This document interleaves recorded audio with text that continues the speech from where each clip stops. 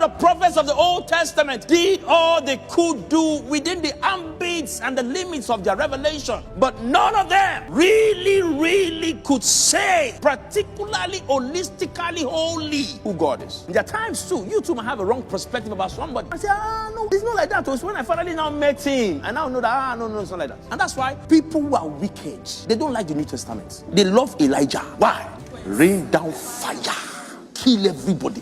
And people think that anybody that cannot kill is not powerful. So if you look at the Old Testament, for example, juxtaposed with the New Testament, you see a lot of display of power in the Old, but a lot of display of love in the New. That's why you have more miracles in the Old and more healings in the New, because there's an emphasis on power, display. And that's why people want to kill others. They go to Psalms. Oh yeah, bring it out, consume them down. But in Hebrews chapter 1, the Bible says Jesus is the true representation of who God is. Anything Jesus does not do, God does not do. So let me give you an example. For instance, Moses said many things that he said God said he should do, but later he confessed. For instance, said that God said he should send 12 spies to go and check the promised land. I already have a problem. That's why is God promising you something and then asking you to go and spy it first? The entire problem of the whole of Israel started from that.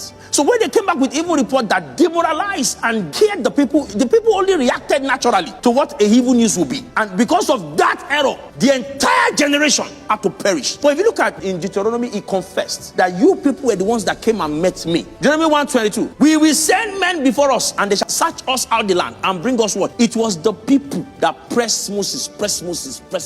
I cannot buy what I've not tasted. That's why premarital sex starts. You see now? That's why heading for destruction. How does she taste? Let me know how she tastes. This way. This is your ancestor here. They can never make it to the promised land.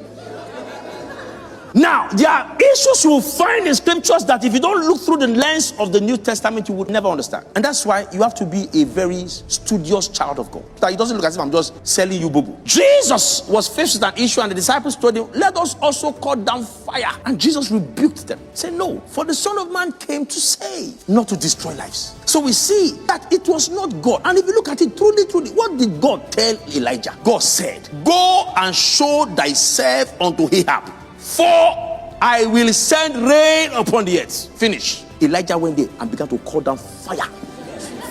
Everything he did on that mountain was not commanded by God. Sickness does not come from God. It has to be very clear.